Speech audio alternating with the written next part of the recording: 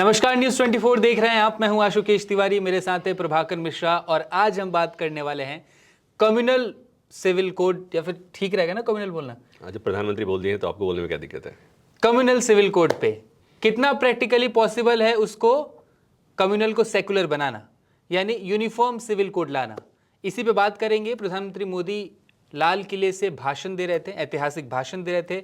सुनने में बहुत लंबा भाषण दिया, इतना लंबा भाषण आज तक किसी प्राइम मिनिस्टर ने नहीं दिया। ये एक नया रिकॉर्ड सेट हो गया और उसमें उन्होंने कम्युनल सिविल कोड की बात की और इसके ऊपर विपक्ष भी हमलावर है। उन्होंने कहा कि जब पीएम मोदी इस सिविल कोड को जो इतने पहले से चलता आ रहा है उसको कम्युनल बता रहे तो वो डॉक्टर भीमराव अंबेडकर को भी अपमानित कर रहे हैं, क्योंकि ये लॉ उनके द्वारा लाया गया था, संविधान के रचयिता वो थे। सर, कितना प्रैक्टिकली पॉसिबल है? क्या सच में अपमान था? क्या सच में ये सिविल कोड जो है वो कम्युनल है? इतने सालों से हम कम्युनल सिविल कोड को मानते आ रहे थे। देखिए, अगर इसमें से सियासत निकाल दिया जाए तो देयर इज नथिंग रॉन्ग अगर ऐसा कुछ बोला जाता है तो, लेकिन सियासत जब लाएंगे तो आपको लगेगा कि ये अपमानजनक है जी। ये मैं इसलिए बोल रहा हूँ कि अगर जो लोग ये कहते हैं कि बाबा साहब का अपमान हो रहा है, तो जब संविधान बना और संविधान के 16 महीने नहीं बीते थे तभी संशोधन हो गया जी, और उसके बाद अब तक सैकड़ों संशोधन हो गए।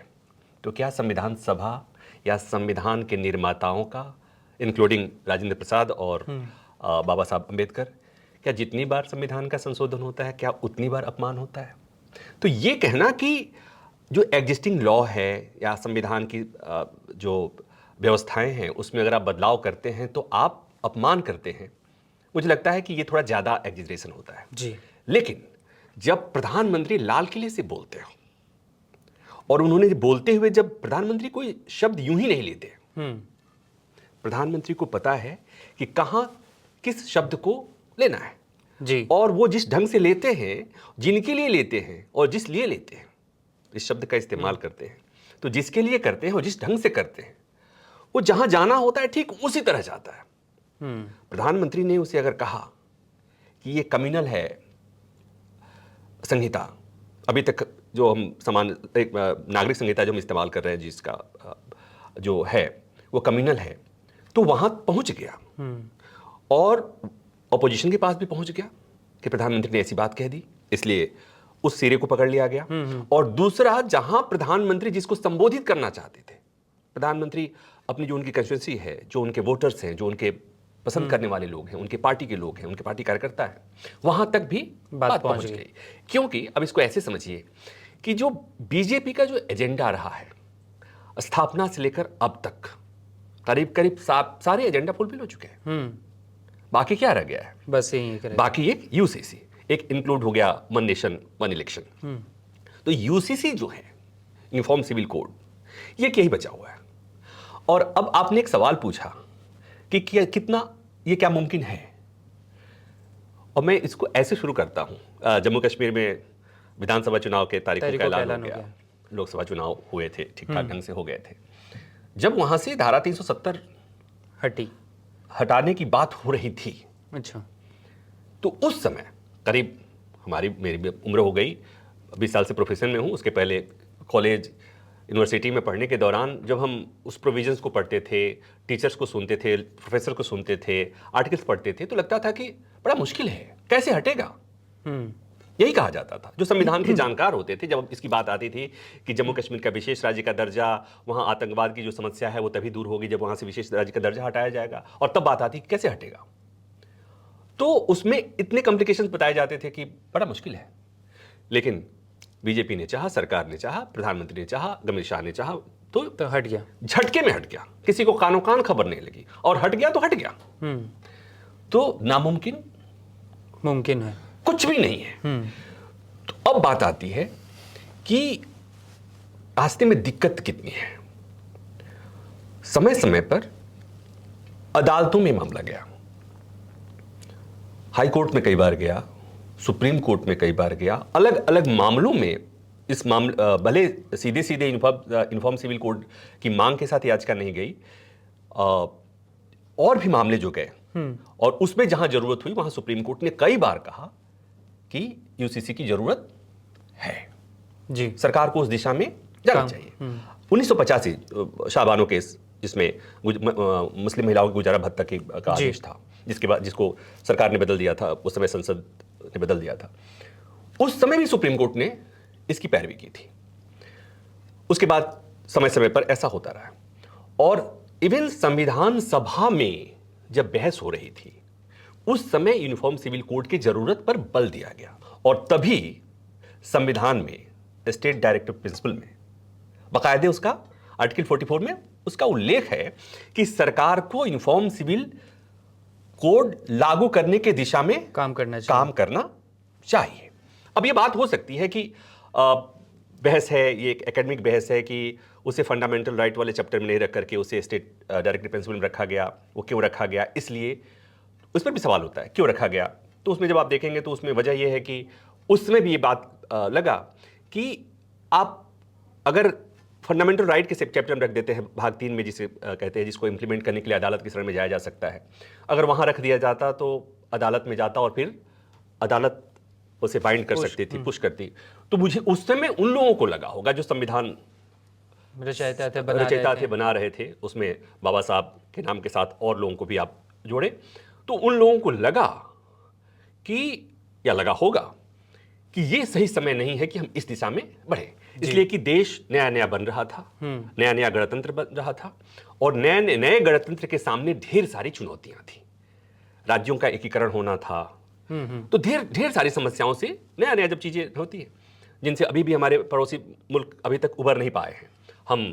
हमारे जो फाउंडिंग फादर्स थे, उन्होंने इस तरह की व्यवस्था की, उबर पाए। तो उस समय उन्होंने बहुत सावधानी से, इसको मैं जब इस्तेमाल कर रहा हूं इस शब्द की, बहुत सावधानी से उन्होंने कि क्या हमारी प्राथमिकता है, उनको इस बात का एहसास था और इसलिए उन्होंने रखा कि समय आने पर इस दिशा में सरकारों को, संसद को सोचना चाहिए, सोचना होगा, इसलिए कि नीडेड है, लेकिन अभी नहीं, इसलिए कि अभी हमारे पास अभी देश के सामने और भी चुनौतियां हैं। तो वहां पर रख दिया गया। अब बात आती है कि आजादी के इतने साल बाद अगर एक संविधान निर्माताओं ने एक लक्ष्य दिया कि आप इस दिशा में बढ़ेंगे, तो वो लक्ष्य आया है या नहीं आया है, अब ये बात आती है कि इस पर बहस हो सकती है। तो जब से ये सरकार आई है, इसके पहले से भी इस पर चर्चा होती रही। मैंने कहा कि बीजेपी अपने स्थापना से लेकर अब तक उसके पास जितने एजेंडे थे, चाहे वो राम मंदिर का मुद्दा रहा हो, जो भी उनके मुद्दे थे, धारा 370, उसमें यूसीसी था। अब यूसीसी, इस सरकार आई है तब से इस पर चर्चा बार बार हो रही है। तो पिछला जो लॉ कमीशन, 21वां लॉ कमीशन था, उसके सामने भी एजेंडा था, उसने कंसल्टेशन पेपर जारी हुआ था और फिर वो एक ड्राफ्ट उन्होंने जो प्रारूप दिया था रिपोर्ट का, उसमें उन्होंने कहा कि ये नाइदर नेसेसरी नॉर डिजायरेबल, ये 21वीं रिपोर्ट में बात कही गई थी। बात वहीं पे खत्म हो जानी चाहिए थी कि अभी उसके लिए हम तैयार नहीं हैं। और उसके पहले ही बहस हो रही थी, करीब करीब उसी दिशा में 21वीं लॉ कमीशन ने बात कही थी। लेकिन आपने देखा कि फिर 22वें लॉ कमीशन में भी कंसल्टेशन चल रहा है और सुप्रीम कोर्ट में एक याचिका गई थी, बार बार याचिका जाती है यूसीसी के लिए, और वहां पर सरकार ने कहा कि उस दिशा में काम कर रहे हैं, उस दिशा में लॉ कमीशन काम कर रहा है। तो ये मैंने कहा कि कुछ भी मुमकिन है और हो सकता है, उस दिशा में सरकार काम कर रही है, उस दिशा में कंसल्टेशन इज ऑन, तो आप समझिए काम चल रहा है। अब जो बाधाएं हैं वो थोड़ी सी बीच में मुझे लगता है कि जिसका अवरोध, स्पीड ब्रेकर आ गया इस लोकसभा चुनाव में, जो थोड़ा नंबर का जो ये थोड़ा सा कहीं ना कहीं स्पीड ब्रेकर, अगर पिछला वाला हाल रहता, अगर नंबर का रहता, तो आपने पूछा और मैं खर्च से कहता कि हाँ हो जाएगा, इस बार तो हो जाएगा। तो थोड़ा किंतु परंतु अभी मुझे थोड़ा सा, क्योंकि वही नीतीश कुमार जो उनके सहयोगी दल बिहार में कहते हैं कि यूसीसी लागू नहीं होने देंगे हम कभी भी, तो शायद उस वजह से भी पार्टी पीछे हटे। लेकिन सर एक और कानूनी पीछ मैं समझना चाहूँगा, देख रहा था कि अनुच्छेद 25 धार्मिक स्वतंत्रता का अधिकार देता है। अब मान लीजिए कि नंबर्स मिल गए सरकार के पास, ड्राफ्ट बन के तैयार हो गया, तो क्या ऐसा होगा कि उस ड्राफ्ट को चैलेंज किया जा सके सुप्रीम कोर्ट में कि हमें आर्टिकल 25 के जरिए धार्मिक स्वतंत्रता की इजाज़त मिलती है तो हम इसका पालन नहीं करेंगे, या फिर ये हमें अधिकार नहीं देता उस चीज़ का? पहले इसको ऐसे समझिए कि यूसीसी है क्या? विवाह, तलाक, एडॉप्शन, गोद लेने का और वसीयत, ये 4 चीजें उसमें कवर होती है। इसके लिए अलग अलग धर्म के लोगों के लिए अलग अलग कानून है, अलग अलग कानून है। बात हो रही है कि एक कानून बनाया जाए, एक व्यवस्था बनाई जाए, एक कोड हो जो सब पे लागू हो। जब मैंने कहा कि शाहबानो का मामला है 1985 में, उसमें केसीआरपीसी में सेक्शन 125 है, जहां पर महिलाओं को जिसको छोड़ा जाता है, आप अगर तलाक देते हैं तो उसको गुजारा भत्ता का वो एंटाइटल्ड होती है जी। सुप्रीम कोर्ट ने कहा कि ये सब पे लागू होता है। जैसे उसमें जोड़ा गया, उसे कानून देकर के बदल दिया गया। बहुत बवाल हुआ, राजीव गांधी की बड़ी आलोचना है उसको लेकर के कि तुष्टिकरण की राजनीति हुई।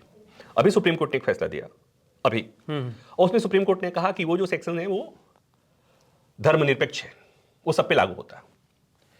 तो सारे कानून के बावजूद, अनुच्छेद 14 के बावजूद, अनुच्छेद 25 के बावजूद सुप्रीम कोर्ट ने कहा कि इसे लागू होना चाहिए, और ये सब पे लागू होता है। ठीक। उसके बाद एक मामला आता है सुप्रीम कोर्ट में, शायरा बानो का मामला आता है। 2017 में सुप्रीम कोर्ट का फैसला आता है, ट्रिपल तलाक रद्द हो जाए, धार्मिक स्वतंत्रता, वहां पर भी अनुच्छेद 25 हैम्पर हो रहा था। हाँ। सुप्रीम कोर्ट ने कहा ट्रिपल तलाक गलत है, हालांकि उसे चैलेंज किया हुआ है अभी भी सुप्रीम कोर्ट में, पिटीशन पेंडिंग वहां पर भी है। मैं ये इसलिए उदाहरण बता रहा हूं कि जो आपको संविधान में समानता का अधिकार और धार्मिक स्वतंत्रता का अधिकार है, उसके कुछ लिमिटेशंस हैं जी।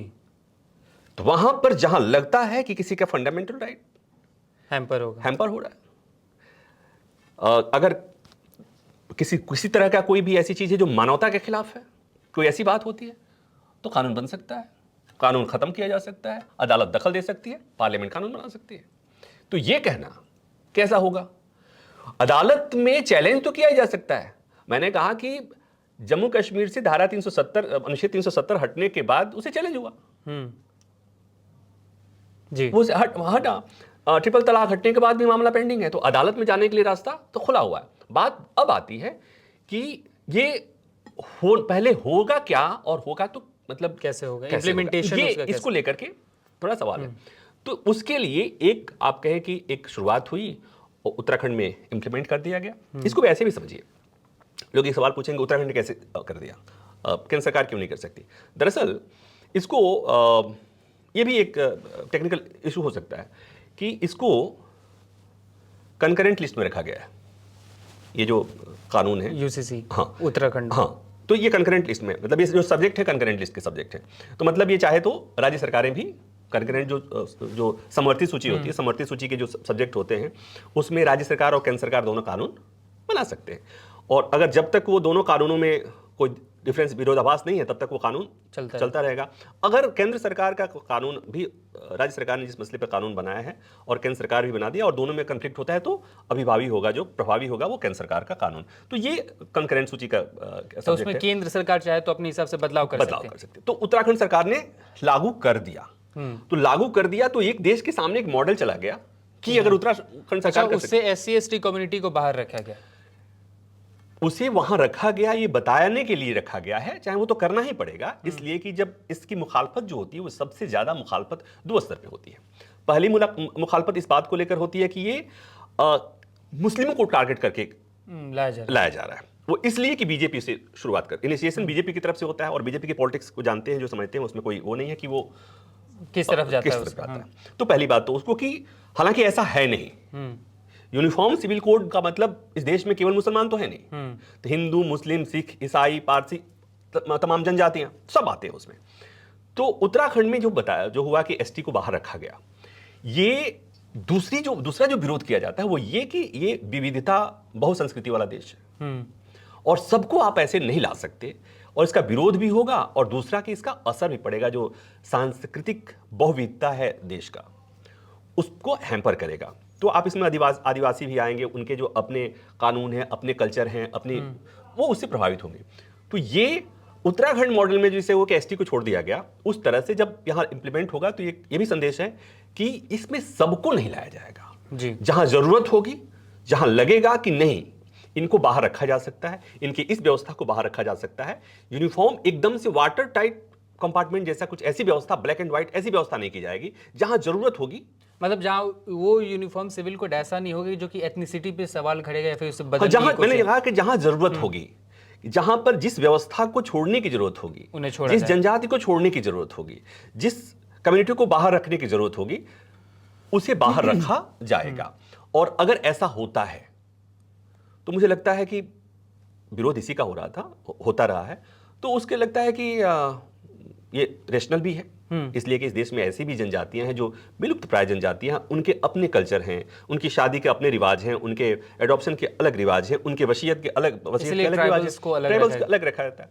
तो किनको रखना है, सरकार किनको छोड़ने में कंफर्टेबल है, ये तमाम आप बात समझिए। पता चला कि आप जिसके लिए लेके आ रहे हो, पता चला कि मैसेज भी तो देना है, ऑनेस्टली स्पीकिंग मैसेज भी तो देना है, लेकिन इसको केवल ये कहना कि केवल एक धर्म को लेकर मैं जो दोनों बातें कह रहा हूं, मैं दोनों बातें कह रहा हूं, हमारे दर्शक हंसेंगे कि अच्छा देखो बहुत सावधानी से इसे झुठलाने की कोशिश या इसे वो करने की कोशिश कर रहा है। लेकिन अगर कोई मुस्लिम या किसी भी धर्म की महिला अगर उसका पति छोड़ देता है, उसका कोई देख रेख करने वाला नहीं है, उसे गुजारा भत्ता मिलना चाहिए कि नहीं मिलना चाहिए, बहुत सामान्य सी बात है, लॉजिकली कहें कि मिलना चाहिए। सुप्रीम कोर्ट ने कहा कोई मतलब नहीं, सब जो भी धर्म का होगा, अगर 124 में उस एप्लीकेशन लगाता है तो गुजारा भत्ता आप हकदार है, किसी को यूं ही नहीं छोड़ा जा सकता। ये भी उस तरह ढेर सारे उसमें जानने वाले जानते हैं कि क्या क्या है, उसमें हम लोग बहुत नहीं जाएंगे। तो ये हो भी सकता है, बहुत मुश्किल नहीं है। लेकिन जो आपने एक बात कही ना कि नीतीश की सरकार का समर्थन तो करेंगे, लेकिन तो उनको मनाना पड़ेगा, उनको कैसे कन्विंस करेंगे। तो थोड़ा सा मैंने कहा कि जिस स्पीड में गवर्नमेंट सोच रही होगी पहले, अभी उससे थोड़ा स्लो सोचेगी, थोड़ा सा स्लो सोचेगी, लेकिन नामुमकिन तो कुछ भी नहीं है। मतलब वक्त पे तो पीएम मोदी भी बोलते रहे कि एक देश है तो एक कानून होना चाहिए। अमित शाह ने बोला कि सरिया कानून पर देश थोड़ी चलेगा। तो वो अपना मैसेज टाइम पे देते रहते हैं, लेकिन देखना होगा सरकार ड्राफ्ट कैसे तैयार करती है। क्या इस ड्राफ्ट से किसी की एथनिसिटी को चोट पहुंचेगी? क्या किसी की एथनिसिटी बदलने की कोशिश की जाएगी? क्या सच में जिस तरीके की वाइडर विजन को देख के इसका प्रावधान रखा गया था कि आके इन फ्यूचर में एक कानून इम्प्लीमेंट किया जाएगा, क्या उसकी ज़रूरत आ पड़ी है? ये सब देखने वाली बात होगी। लेकिन फिलहाल इस वीडियो में आपने जाना कि कैसे इसको इम्प्लीमेंट किया जा सकता है, क्या क्या डिफिकल्टीज आ सकती हैं और इस कानून में क्या क्या हो सकता है। इस वीडियो को देखने के लिए बहुत बहुत शुक्रिया, धन्यवाद। नमस्कार, मैं हूं मानक गुप्ता। अगर आपको हमारा ये वीडियो पसंद आया हो तो इसे लाइक और शेयर जरूर करें, और हां, हमें सब्सक्राइब और फॉलो करना ना भूलें ताकि आप देश और दुनिया की कोई खबर मिस ना करें। तो जुड़े रहिए हमारे साथ और देखते रहिए न्यूज़ 24।